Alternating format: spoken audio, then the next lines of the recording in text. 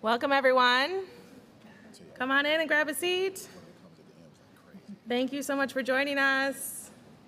We're going to get started on time, so we've got plenty of time for your questions. And we're going to start with introductions. So my name is Alexa Howard. I am the lead organizer for an organization called Faith in Minnesota, which is, thank you, some people know us. Thank you. We're a multiracial statewide organization in the state of Minnesota that works on racial and economic justice. And I am going to have my co-moderator and our panelists introduce themselves now.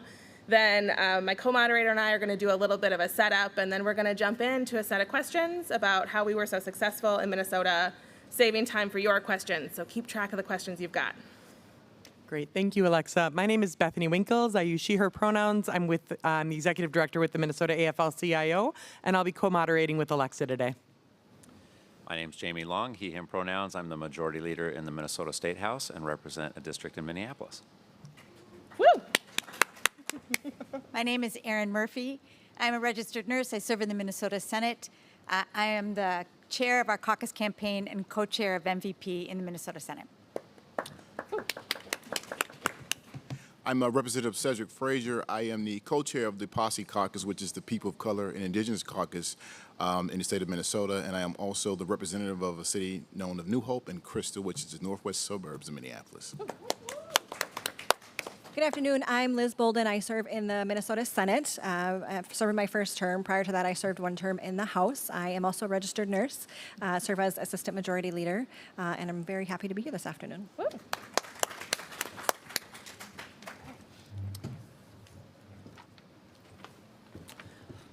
Okay, Minnesota. How many folks in the room are from Minnesota or have worked in Minnesota? Okay, so we've got a little bit of both. I will leave some top lines just from an anchoring perspective. We are a state that is known for some really powerful leading the way around policy, especially coming out of the 1970s when the legislature and the governor worked across the aisle for 10 years to pass reforms in how we finance schools, local governments, and many look back on that era as the Minnesota miracle. That said, since the 1990s, we have had a lot of gridlock. We have had a lot of partisan strife, and we've also had a lot of third-party activity that has really shifted the way in which a united agenda has been able to move. In 2010, where many states saw a red wave, we also saw a red wave. We actually had a three-way race for governor that allowed for Mark Dayton to overcome his conservative opponent and his third-party opponent and become the governor that we very Minnesotanly called the goalie, right? Blocking a lot of very bad legislation that was coming from within both chambers that were under Republican control.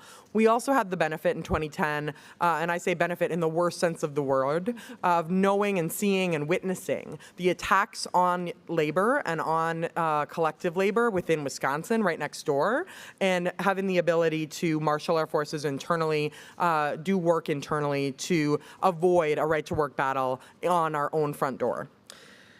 In the past 30 years, the DFL, the Democratic Farmer Labor Party, the version of the Democratic Party in Minnesota, has had only one trifecta in 2013 and 2014 outside of where we just finished up. And in those 2 years, we raised the minimum wage, we passed all-day kindergarten, and we made same-sex marriage legal. But they were defined as, people really wanted to avoid quote-unquote overreach. We had leadership that had this idea of keeping everyone in the status quo happy, but doing things more around the edges, and we paid for it in that we didn't get as much done as we could have. In fact, we left so much on the table that it was the beginning of an agenda that was worked on over the course of the next 10 years, much of which we were able to pass as we came out of this last 2 years. When we lost the trifecta in 2014, it took us almost 10 years to get the next shot. And frankly, it was by the skin of our teeth, if you will, and some amazing organizing. I'm going to turn it over to Alexa with that background. All right, so part of the reason we did that background is we don't want any of you to think that Minnesota is a magical place where this kind of thing happens all the time, but instead is a very purple legislative context. Also, out of the context of the last opportunity we had in 2013 and 2014, a group of us started talking about what would happen the next time we had a shot. And we knew it could be a while. It ended up being 10 years, right? A little less than 10 years. But we knew it would have to be different, that we would have to be ready, and that we would have to decide to deliver for Minnesotans everything we possibly could, because we might not get another shot for a while. Out of those conversations emerged a table called the Minnesota Values Project. It started in 2017, and it started in the Minnesota House under the leadership, the guidance and leadership of the Speaker of the House, who is still the current Speaker of the House, Melissa Hortman, and with someone who couldn't be here with us today, Representative Liz Olson, who is now chair of the Ways and Means Committee and an organizer who was elected to the State House. So it started in the House, but later expanded to include the Senate and the governor's office and people-powered organizations like the AFL-CIO, Labor Partners, Faith in Minnesota, and others. And the vision was it would be a space where we would govern together, grounded in the values and needs of Minnesotans. We did two things first in 2017. We did listening sessions with Minnesotans across the state, and out of that came a set of values and a narrative framework. We also talked to other states. We might have even talked to some of your states and tried to learn, how did you prepare for your trifectas? What would you do differently? And we worked with SIX, the State Innovation Exchange. And then we turned the values and lessons into a table and an agenda. So the agenda that we built, which is a handout we've got, do we get those to folks? So you have a handout, and if you're on the live stream, this is available online. It's a 4-page agenda with a set of issue buckets, like paid time to care, health care. And this agenda came out of the listening sessions with Minnesotans and surveys of people-powered organizations and legislators. And it became our North Star agenda, the agenda that we all understood we would govern on together when we had our opportunity. But the agenda is not the only thing, and Minnesota Values Project is not just an agenda, it's also a table. So we built a table that included, again, organizations, Senate, House, Governor's Office, and we worked together from 2017 until today. We deepened relationships, we built shared analysis, we created a narrative that we could advance together. We built inside-outside strategy. We did events together, one-to-ones, trainings, briefings. We meet monthly. We have working groups. And we're much more than just a set of organizations or a set of issues. Every organization and legislator at the table is committed to the full agenda and advancing the full agenda, even if some of the issues on the agenda are not their top issues. So then in 2018, the DFL, our Democratic Party, won the House, and the Minnesota Values Project agenda became their agenda. And we had a set of years where we had a dress rehearsal. Everything was stopped by the GOP-controlled Senate. Everything, I mean close to everything, was stopped by the GOP Senate. But we took it seriously. And we decided to govern as if we were ready to deliver for Minnesotans, because we were, and raise the bar for what is possible. And in 2023, we won. And if you ask these folks who thought we were going to win, there might not be that many hands up. okay, maybe. Most of Minnesota didn't think we were going to win. The pundit said there was no way. In fact, the pundit said there's a possibility of a Republican trifecta. So in many ways, it would look like a trifecta we were not ready for. But we were. We were ready because of this work. And we won on every part of the agenda. There were significant wins. And I'm actually going to take the time it's going to take to read out these wins to you. I want to ask you to hold your applause until I get all the way through the list, or that will be the rest of our time. But I also want to ask you to think about what this would mean for people you love and care about if these things were to happen in your context, in your state. So here we go. This is not exhaustive. Also, the people in the room have a list that includes even more. Paid family and medical leave. Wait. He just walked. I saw that. 100% clean energy by 2040. Restoring the right to vote. Automatic voter registration and pre-registration, as well as a whole host of democracy protection bills. A Minnesota Care healthcare public option. healthcare coverage for undocumented folks, protections for reproductive freedom, a trans health refuge bill, dedicated funding for transit in the Twin Cities Metro, driver's licenses for all, universal school meals, unprecedented funding for K-12 education and early childhood, gun violence prevention, including red flag laws and universal background checks, a public safety bill that focused on intervention and prevention, a child tax credit that is going to lower childhood poverty by 25%, a third, thank you, replacing all lead pipes in Minnesota, a conversion therapy ban, banning mandatory audience meetings, captive audience meetings, mandating that labor reps can meet with new employees, a warehouse worker safety bill, banning non-compete clauses, a refinery safety bill, earn sick and save time, cannabis legalization, increasing and expanding workers' comp, public sector labor reform, expansion of prevailing wage, $1 billion in new money for housing, a nursing home worker standards board, unemployment insurance for school workers, a $2.7 billion bonding bill, a railroad workplace safety bill, and a $20 an hour starting minimum wage for home healthcare workers. Banning captive audience meeting.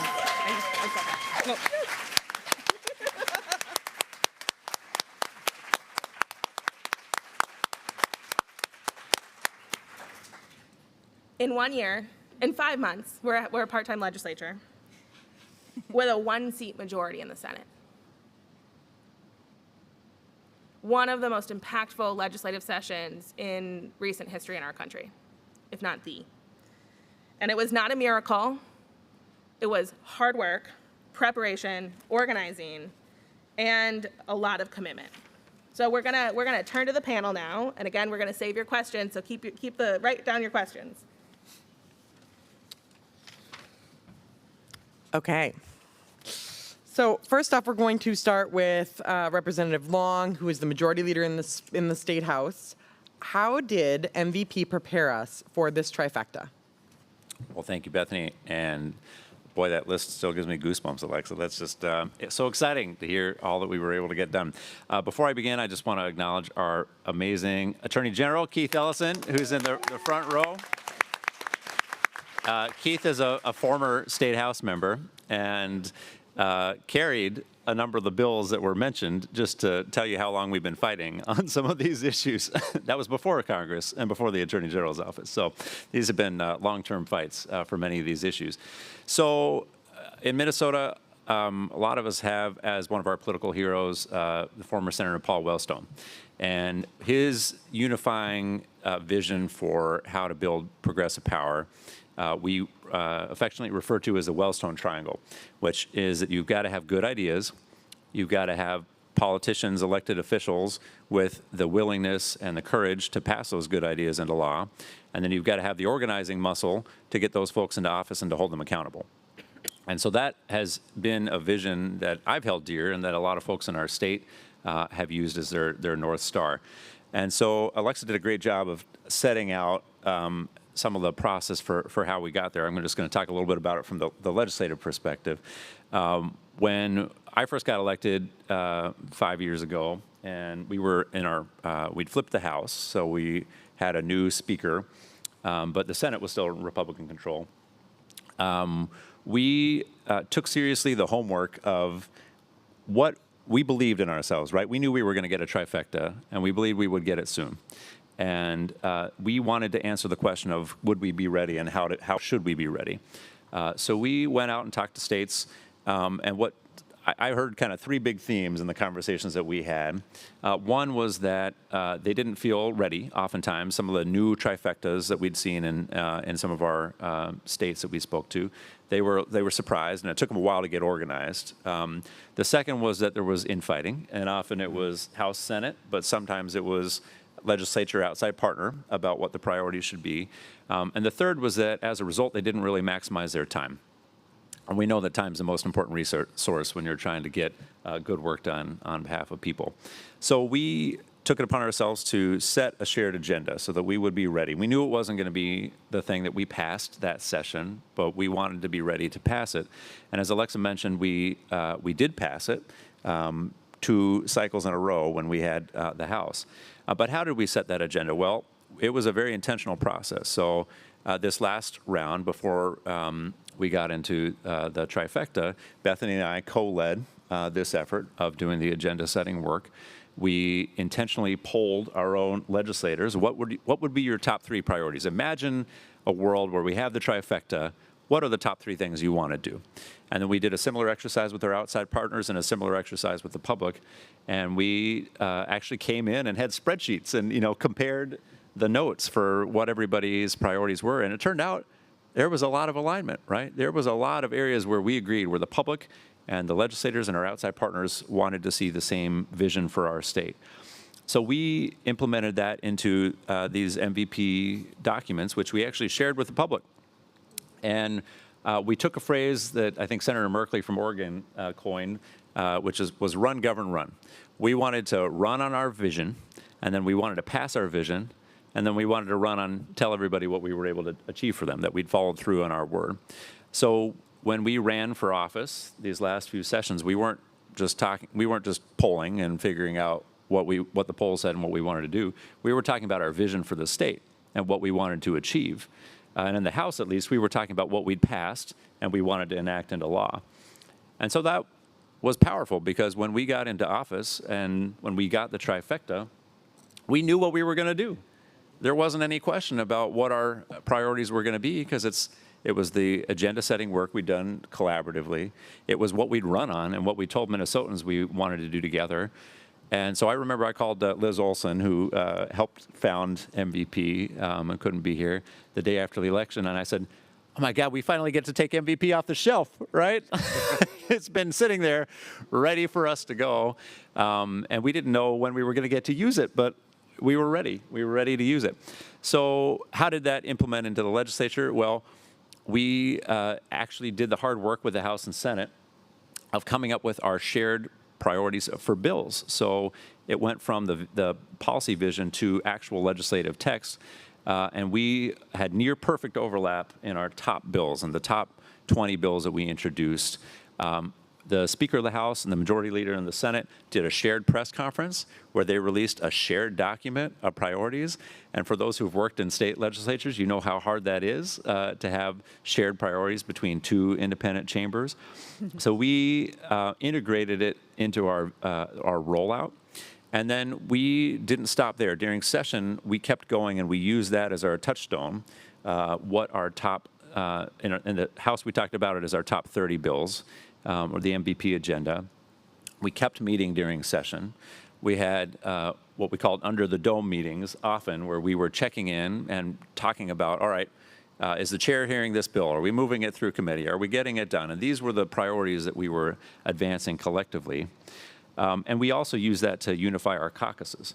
So in the House, we actually blew up on like 8-foot by 6-foot poster boards and put in our caucus rooms our top 30 bills. And we had check marks for passed the House and enacted into law. And this was Cedric's innovation, but we had walk-up music, so whenever we passed a bill, we would play DJ Khaled, All I Do Is Win, and the legislature would walk up and they'd check it off. And when we checked off the very last box, we had confetti cannons in our caucus room to celebrate. And when we enacted the very last policy, it happened to be on the very last day of session. We cleared the boards. We checked off all 60 check mark boxes to show that we had passed our entire agenda in 1 year. So, if you'd have said at the beginning of session we would have cleared those boards, I would have said, I hope so, but, that's a lot of work. That's a big task. But we wouldn't have been able to do it without that unification, without the House-Senate alignment and our outside partner alignment. Anyone want to add anything before we move on to the next question? That was pretty thorough. Okay, great. All right, can y'all hear me? We're going to share this microphone, so. All right, the next question is for Senator Erin Murphy. And I want to ask you, Senator, if you could talk about the difference between the 2014 trifecta and this trifecta, and how MVP helped make that happen. So I was elected to the Minnesota House and served there for 12 years. I served my first year in 2007 and was there when we won that trifecta in 2012, and then was elected to be the majority leader in 13 and 14 for the 2 years that we had power. And I remember the day after that election, and we'd had 2 ballot questions that were to Minnesotans, one on voter ID. Luchelle Stevens is here. She led that campaign and defeated that. Right. We also defeated a question on marriage equality, and that swept in members to the House and the Senate that we didn't anticipate. So we had bigger caucuses that we anticipated and people from all over the state. And when you have a lot of new members in a caucus and you come in and you're not clear about what your agenda is, as Jamie had said, you lose time. And we had to catch up quickly, meeting with groups on the outside to figure out what everybody's priorities were. And in that vacuum that we created by not being ready, our opponents were incredibly ready. And they laid the groundwork for a foundation for that entire cycle of overreach. Will they overreach? Will the Democrats overreach with that new governor, Governor Dayton, and with the Democrats in the House and the Senate? And that seeped into the thinking of our caucuses in a significant way. And for those of you who have operated in this work before, if you've served in a caucus, if you worked in a caucus, if you work in campaigns, sort of the standard issue thinking about how we advance an agenda and make sure that we can win our next election really took hold. We are a really tall state. We come to the legislature as a big tent with a lot of different ideologies. We were a pro-life agenda, a pro-life legislature, not a pro-choice agenda, legislature. And we, I think, had a span of ideology. That's not different today, other than there are more women, more people of color, and we are a pro-choice majority now in the Minnesota House and in the Minnesota Senate. But that fundamental ideology and the differences among us, that hasn't really shifted. But those things became sort of the force that drove our work. So rather than thinking about, this is the agenda that we're going to move because we've got power, instead, we were measuring on what feels like mythical plane of left, center, right, and what is enough and what is too much. Always with someone saying, you know what, if we do that, I might lose. And while we did move a big agenda, and there was a lot of work that was done in those 2 years, there was a point at which, especially our more conservative members, came as a block and said, we've done enough. And they pumped the brakes. And as a result of that, we left really important issues and really important people behind. And the lesson that I learned from that experience, the most profound one, is if we want to keep faith with the people who send us in, and if we want to go back to them and say, trust us with your vote, because we will do what you ask, and they see in us people that are more worried about our next election than we are fighting for their future, they lose faith in us. And on a number of issues, gun violence prevention, driver's licenses for all, a robust transportation system, the funding to pay for that, things like that got left behind. People were really frustrated with us, and it took years to earn their trust again. They were pissed, and I understand why. And so coming into this next trifecta, and I will say there are a lot of people who didn't think we could win. I did, but we did just barely win by the skin of our teeth. So we did not come into this session with a head full of steam, like, look at this, look what Minnesotans sent us in with a mandate. We didn't come in with that sense of, like, we are unstoppable because we had won by such a narrow majority.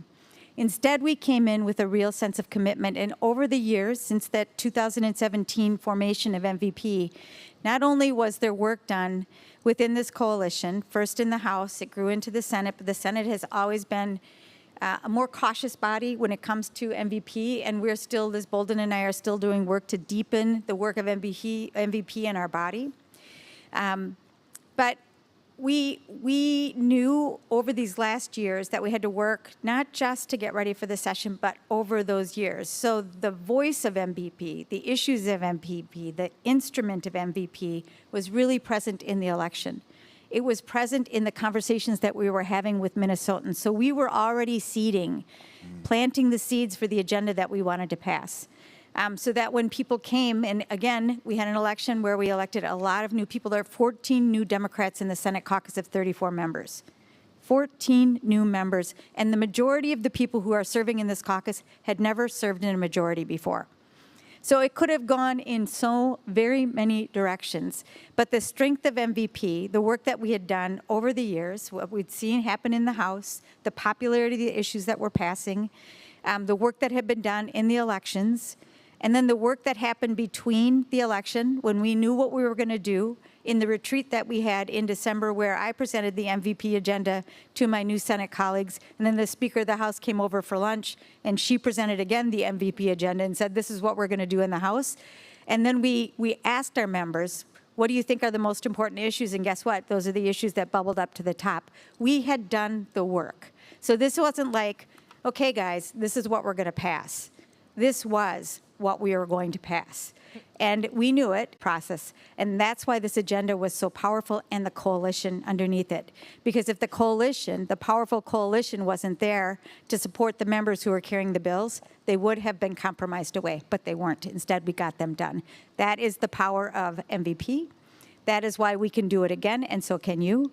That is why I don't want to govern in another way, because we did the work for the people, and it's why we're going to be in a good position going back to the people of Minnesota.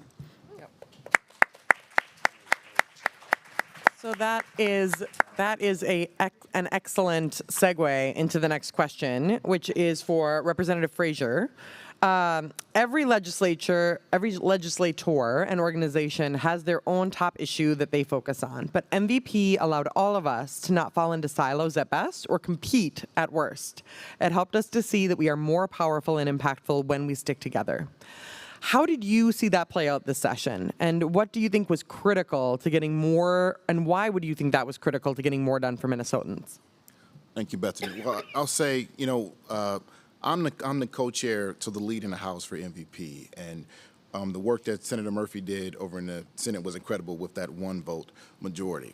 We were two of those that thought we were going to have a chance to have the trifecta, and I think about, I had the opportunity to travel around the state during the election cycle, in the campaign cycle, and the conversations that we were having with folks were based on the MVP agenda, the things that we had done in the House over the last couple of sessions.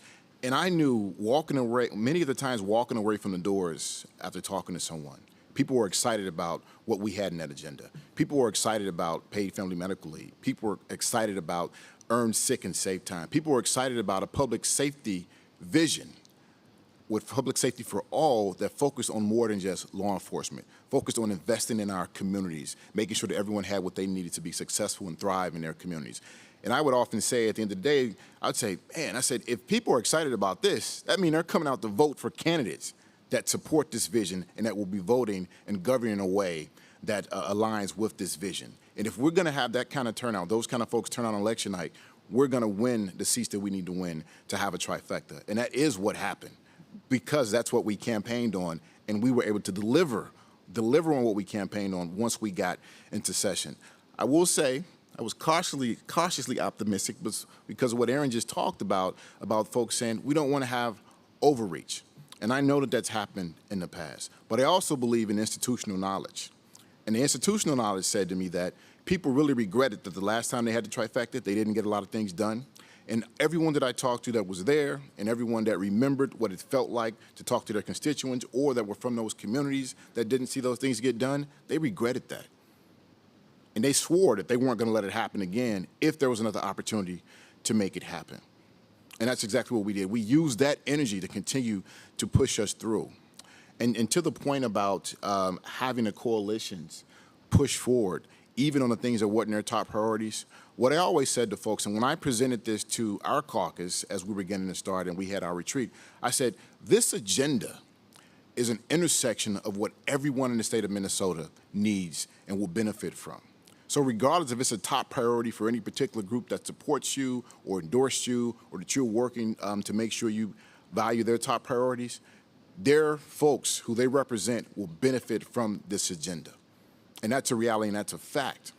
And that is what we did when we moved forward. One of the things that gave me energy and energized me the most when I would come into the come on the campus and into the building day in and day out was seeing the different groups show up together.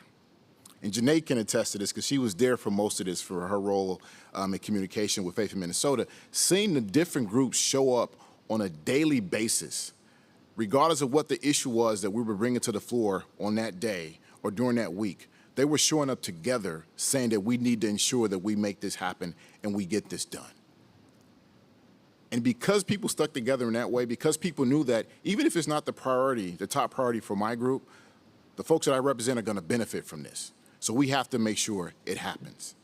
And that was the benefit of having the coalitions come together. That was the benefit of people saying that we're not going to be divided by the number one priorities that we have. We're not going to be divided if someone says, we'll get you what you want, but you have to stay away from this issue. People understood that. Collectively, we're very powerful. And we used that power as the collective throughout the entire session, and we got it done.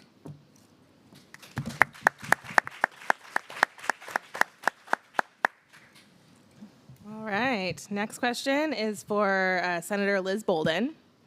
So much of what we do together at the Minnesota Values Project table is not just about winning issues, but also shaping our politics and our narrative. Can you talk about how you've seen the MVP table shape a bigger story of what's possible for Minnesotans and what government should be doing with and for people?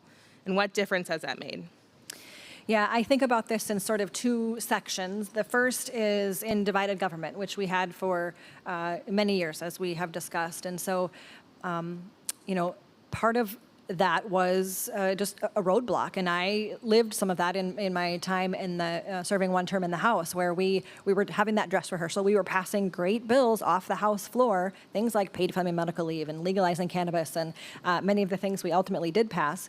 And then they would go over to the Senate and total obstruction. We couldn't, there wasn't even a hearing for many of those. And so there was the opportunity or the chance for us to shape a narrative around that, to be very clear about who's doing what and what that means for people's lives. And it having a shared narrative, shared vocabulary, a shared focus on communicating that. So we're all sharing that same message to people across the entire state.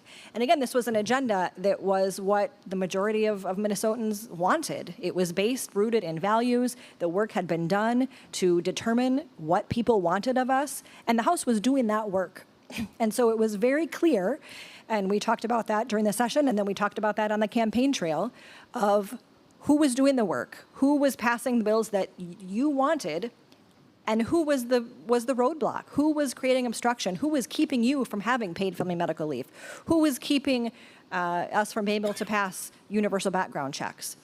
So having that shared language and bringing that narrative to Minnesotans, I think, was really powerful.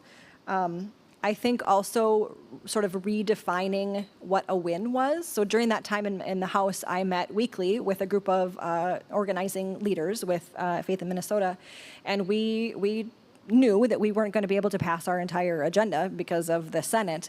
However, there were wins along the way. The only win isn't the ultimate passing of that bill. There were 100 wins along the way of paid family medical leave. It was a win, every time we got, a rally of people at the Capitol. It was a win when we got hearings in the House. It was a win when we passed it out of the House. It was a win when we brought more people into the coalition. It was a win when we got more, letters to the editor and more people, more legislators becoming a champion of it. There was many wins during that time. And so sort of reframing what a win was and what that looked like, and bringing people into the process. During that time of meeting with folks weekly, it was amazing to see people become more engaged in the process and realize their power, that it's not just, things don't happen just because of us in the legislature under the dome passing bills, that they have a piece in that and a role in that and power in that, and the realization that we are more powerful when we work together, and they have the opportunity to shape policy and push it forward. And that realization, as session went on and as time went on, as we built up those little wins, was really powerful. The other piece of this, I think about shaping the narrative after the trifecta and after the session we just had, is being able, as now we're communicating all the things that we have done. Again, we have that shared narrative, and so we're sort of, sharing that message with people across the state. It's pushing back on one of the tactics of the far right is just to, bring cynicism to people and apathy that, government doesn't work, and you might as well not care about it because it doesn't do anything for you anyway. And so for us to show that It absolutely can. That we work for you, and government, a functioning government, is possible. That is responsive, and passing policies that positively impact people's lives. The things that you asked for, we did, is really, really meaningful. And so, being able to share that message and show that we can pass a budget, we can end on time, and what that looks like for people and the difference that makes in people's lives is really, really meaningful. And we will be doing that work for years to come. Okay, we are going to do kind of a quick lightning round on a couple questions, and then we're going to turn it over to all of you. So this first one is going to be for myself and for Senator Murphy. All of us up here know that as much as we are celebrating, and maybe it sounds simple, there were real challenges and hard moments to hold all of this together and keep moving towards the big picture. We're going to talk about one concrete example of something hard you had to manage and be honest, no rose-colored glasses. So I think back to 2017 and the conversations around this table first coming together, and it was with a lot of humility, and Liz Olson's saying, and many of us agreeing, like, we got it wrong. Right? 2016, we did not, what happened, right? Like, why are we not connecting with folks? How can we do better? Let's talk to people. And then from there, all of the good stuff that you heard about from Representative Long, from Alexa, from everyone about building out and building out and building out. But here's the thing, right? It sounds very simple, but a lot of organizations, mine included, we had to commit a lot of time and resources and energy to showing up at this table, to creating this infrastructure, to getting hearings done in the House where folks, where we knew that the Senate was going to do nothing, right? We had to put a lot of energy in again and again and again, and like deal with people across the table that sometimes some of my affiliates were like, why are you partnering with them? You know they're not necessarily with us on this. Defend our time, defend being in this space that we were co-creating with the hope that we would have a trifecta. There was no promise, right? Rebellions are built on hope. And that's legit, right? Like, I come back to this idea that we built something, and in my head and in my heart, I always was like, yeah, we're going to have another trifecta. And to the point made, that is not something that, like, Minnesota had in mind, or many folks had in mind. A lot of folks worked against it for all of the obvious reasons of holding on to the status quo. And the folks who really bought in and dove into MVP were building this out with the absolute conviction that we were going to get to take it off the shelf, but with hope. Right? Because we still had to keep doing the work day in, day out, year in, year out. So I just really want to underline that. And then I would love to hear the same concrete example idea from Senator Murphy. One thing that I forgot to mention earlier, when we won the trifecta, we were ready. Our opponents were not. So that gave us a little bit of an advantage, but it didn't last very long. The other thing that we haven't talked a lot about is we came into this session with a nearly $18 billion surplus. In part because the Republicans believed that they were going to have a trifecta in governing power, so they didn't spend any money. They left it all on the table because they thought they'd be able to cut taxes.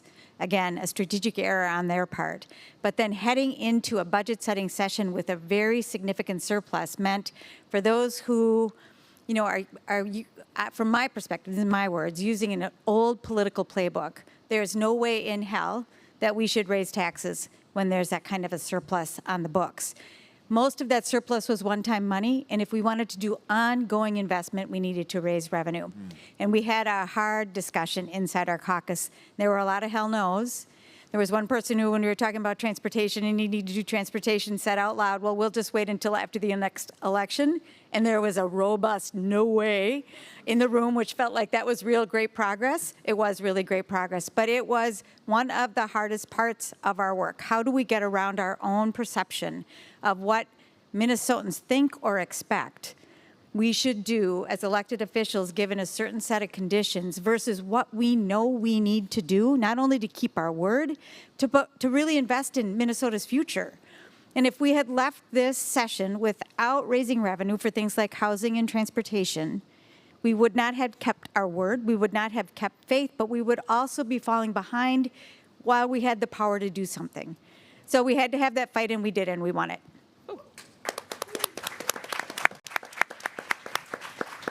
All right, final lightning round for Jamie, Cedric, and Liz is one piece of advice that you would give to other states trying to build the same thing? So I've had the pleasure of talking to some legislators and other organizers in different states. And one thing I've said is that if you're a legislator or if you're on the inside, there's a tendency to be in a bubble, right? And to just talk to yourselves and to view folks who are doing organizing as well. Like, why would I talk to them? They're going to organize. They're going to like come after us, right? They're going to put pressure on us. So I would say welcome that and have the conversation with our outside partners about how we build power together, right? Because we all have, if we do that work together, if we can come up with the same goals, then we are so much more powerful if we're doing that work together. And my advice to the folks on the outside is the flip of that, which is that sometimes the conversations only happen among partners, and you forget what it takes to legislate, right? And you forget the personalities involved, the coordination that's involved in getting a big agenda through. And so I would say have those conversations early with your partners on the inside, and we'll be a lot stronger if we do that.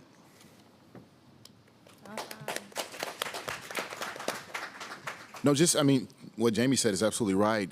One of the things I would say focus on, I know within our caucus, like Aaron said, we have a big tent, and we've got folks in the state of Minnesota. Once you kind of get outside the metro area, it's a little bit different outside in greater Minnesota. Gets a little bit less progressive. But what I always say to folks is there's poor people everywhere. There's people in need of the government to do something to make their lives better everywhere. And talking to your members that represent those constituents, if they want to, if they're getting pushed or they're getting information from the loud ones that are more conservative, make sure you lift up the voices of those folks that are not being heard so that they know that they will be serving those individuals when they make these votes.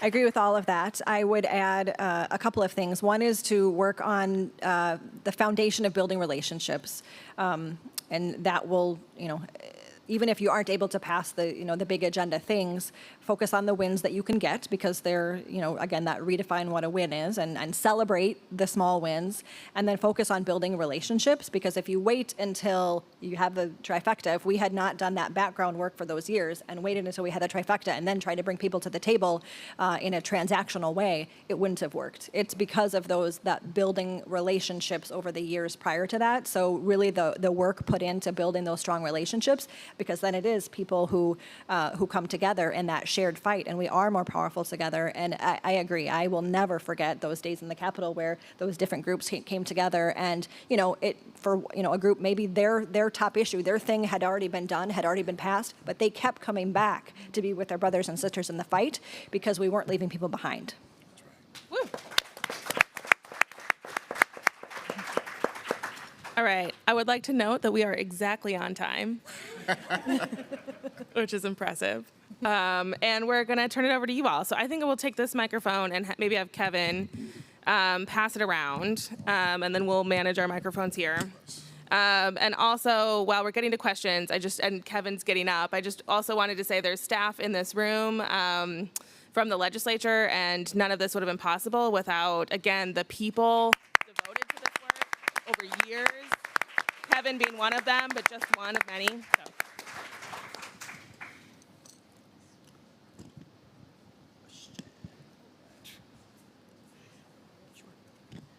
Hi, my name is Devin Grayson. I run an organization called Trans Rally. And my question is, what are the thoughts on the responsibilities of associations and socially conscious corporations to work with government to create change?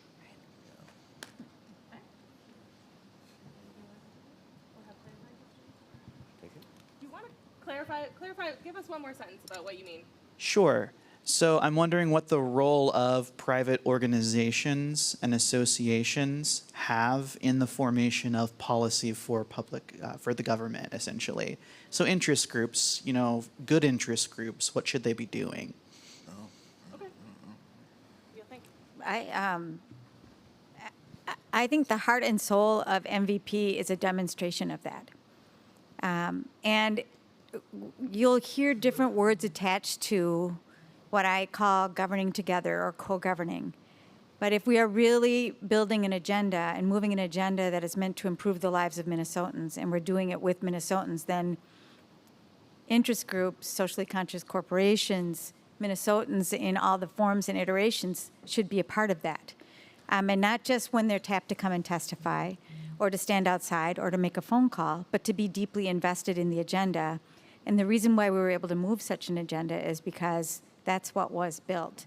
And we do, I think we did become clear about what it meant to be a part of MVP. So you can just sign on the dotted line and be there. There was an expectation about your participation, but that buy-in together balanced, from my perspective, the power between Minnesotans, and they are powerful, between the organizations that were representing a base, powerful, and the people elected, powerful together to move an agenda.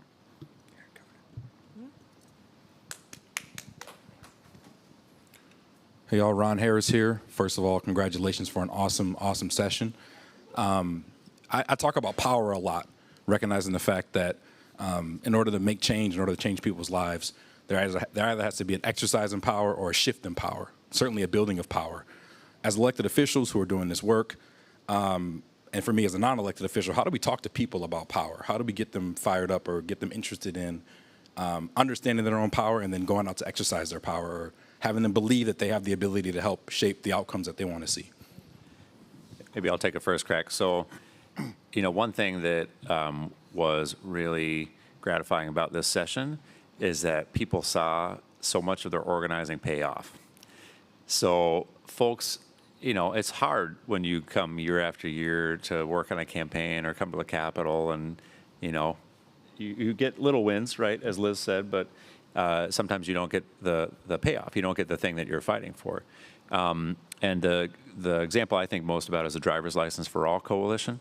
So this was a coalition that worked for decades to try to overturn what a Republican governor had done in taking away the ability for folks to have a driver's license to take their kids to, doctor's appointments or school without fear. And the coalition was one of those that was really let down, in the last trifecta, and still got back together and organized and kept it up.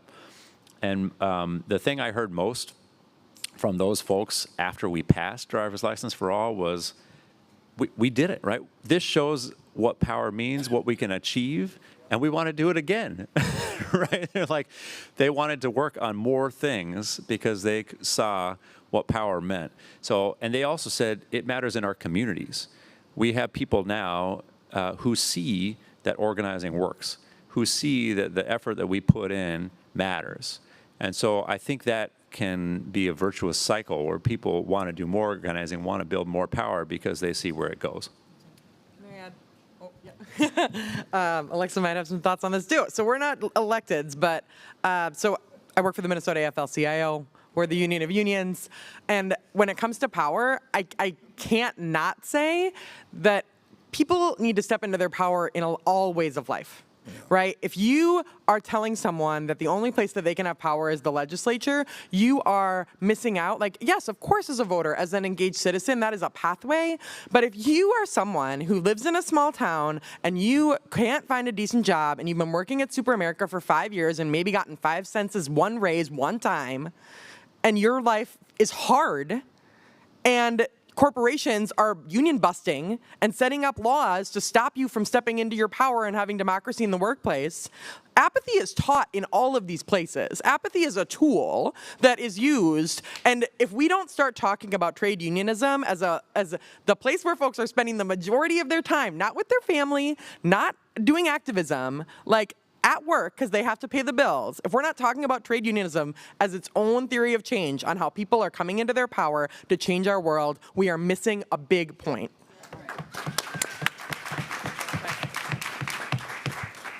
I'll just add real quick, as somebody who talks to people about power every day, because I'm a community organizer, which is what we do. There's a way in which we could have won some of these things without people behind them, right? Because there was a trifecta and there were legislators who cared about them. And we certainly wouldn't have won at all of this without people power, just to be clear. But even those victories would have only been half victories. And what the Minnesota Values Project did was create on-ramps for people-powered organizations to commit to this agenda and show up. And then the victories were ours.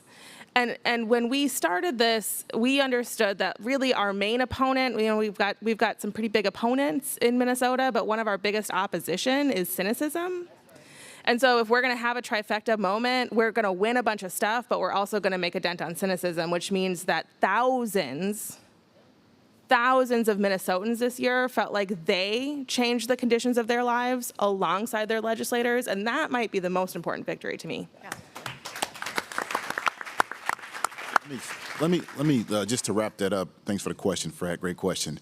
What I want to say is that when we did restore the vote this year, 20 years it took to get that done. We've got the Attorney General sitting right here that started to get that thing in motion. We've got folks here that they got involved in activism because of that issue, right? And when we got it done, there were folks that were around for 20 years that were crying because they knew now that their voice was given back to them. And although they had been active, now they could go in that booth and they could vote for the person that they want to represent them. So part of it is getting those individuals, too, that have seen the success and how their power and their voice made something happen, bring them into those conversations. Let them talk to those folks that have that cynicism.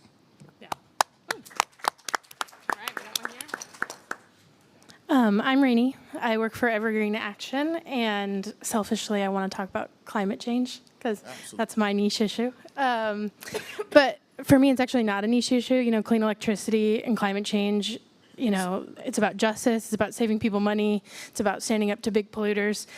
So it was really brutal for me to see the Clean Electricity Standard axed in what became the IRA. That was a really brutal day on federal policy. So I think my question is almost certainly for Representative Long. Can you talk about how you passed the CES in Minnesota, the coalitions you worked with, and what advice you might give to organizers trying to do the same in their state? Maybe say what the CES is. Yeah, I will, and I'll be quick because I could talk about this for a long time, but I'm going to try to keep to 1 minute. So climate is also my passion, and I authored our 100% clean electricity standard, which we got done. And so we passed it twice through the House, but of course it had gone over to the Senate to die.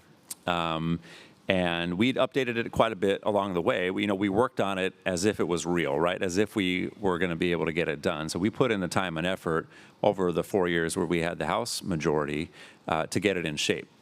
And so the bill that we introduced the first week of session looked very similar to the bill we'd passed the last session. And one of the things that let us do is move really, really fast. So we had only one committee stop. We just had to go to the Energy Committee, and that was it.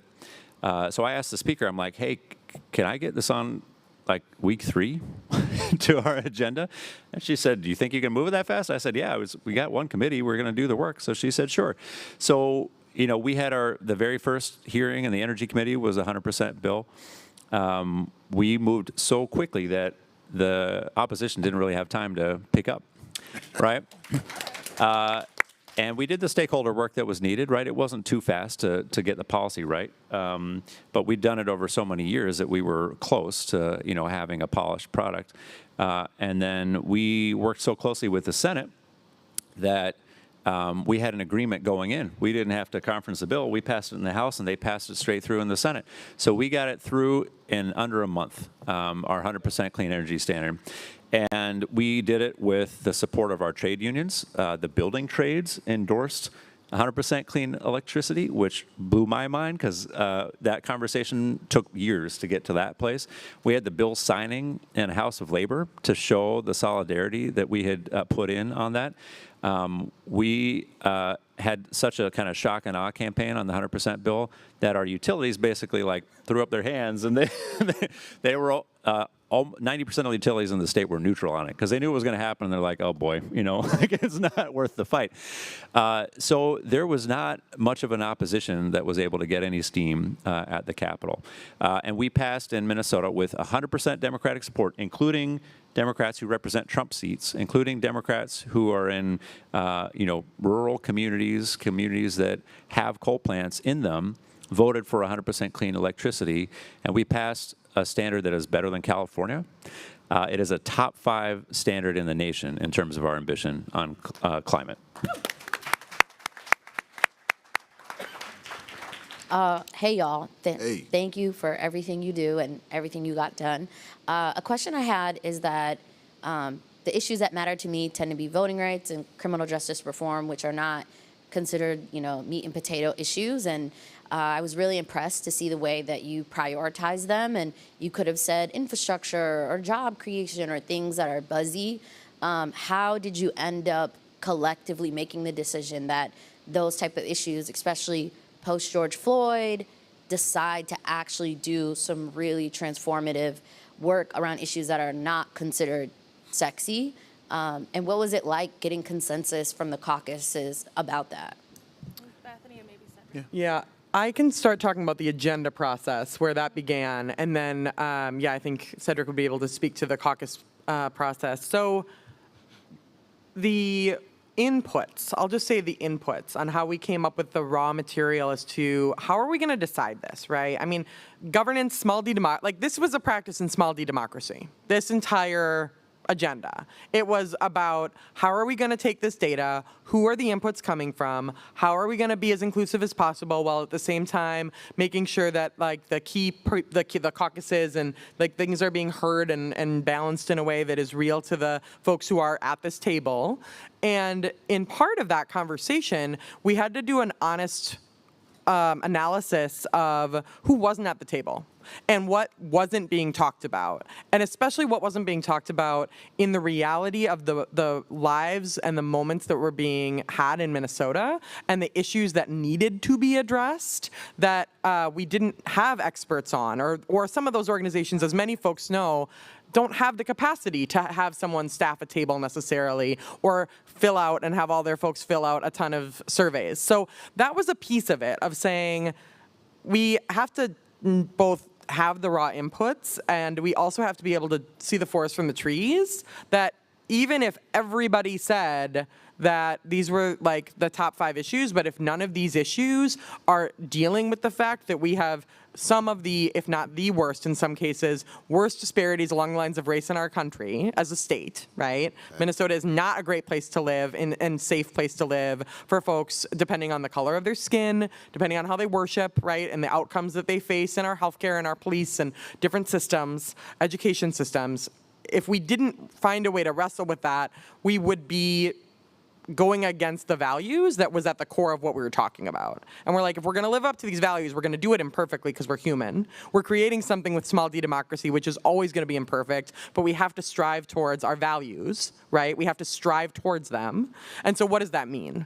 And so this is what we came up with, right? And I would say it wasn't, there's not like a cookie cutter way to show exactly how that worked, but it was in the room and it was part of the conversation. And we made space for the idea that like, what might we be missing and what might we be getting wrong, because we need to do better overall and we need to be able to ask ourselves that question without defensiveness. Yeah. No, thank you, Bethany, for that piece. What I'll say is, and I talked about this earlier being the co-chair of the Posse Caucus, one of the reasons I want to be a co-chair of the MVP is because what I always tell folks, Posse Caucus issues are Minnesota issues. Yep. When we talk about the great disparities, thank you, when we talk about the great disparities that we have in our state, the Posse Caucus came in understanding that whatever agenda that's going to go through here, it's going to have our fingerprints all over it, because we represent a group of folks and constituents that have not always had the focus on them. We have not had legislation move forward with a lens that we should be doing what we need to do most for those that are most vulnerable and those that have been ignored for decades within our state. So the conversation always went in our caucus was we have to focus on these issues. And in light of the murder of George Floyd, what you often heard me say was, we're not far removed from the murder of a man in broad daylight by the police in Minneapolis. We're not far removed from showing the world what we can do coming out of that tragedy to change how we look at public safety so that everyone has a safe community in our state, right? I made an intentional effort to always say that and center that when we talked about criminal justice reform and police accountability, and we were able to move forward with that message. And if I could add just one more thing on this, because Wintana, it's such an important question, and in all of the breakouts that I have been in this conference, race, public safety, law enforcement, those issues are permeating this conference, and rightfully so. And I don't think that we are yet done wrestling with the power of the institution of law enforcement when it comes to the discussion of public safety and our politics. So I want to give a lot of credit to you, to Attorney General Ellison, to Cedric, to the Posse Caucus, to Janae, who brought a faithful voice to this question so that we could find our way through. And then the last thing, and you'll hear me say this over and over again, elections matter so much. This election delivered to the Minnesota Senate a different caucus. There are 34 members. There are 15 men and 19 women. It's the first time there are more women than men. And 10 of the members of 34 are people of color. We were going to have a different conversation as a result, and we did. All right, we are out of time, but I want to just invite you all to give one more round of applause to the panelists here.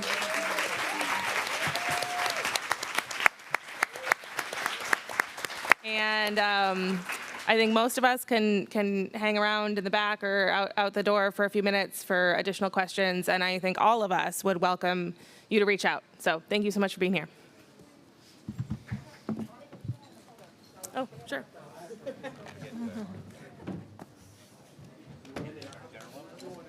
Sure. We should do a whole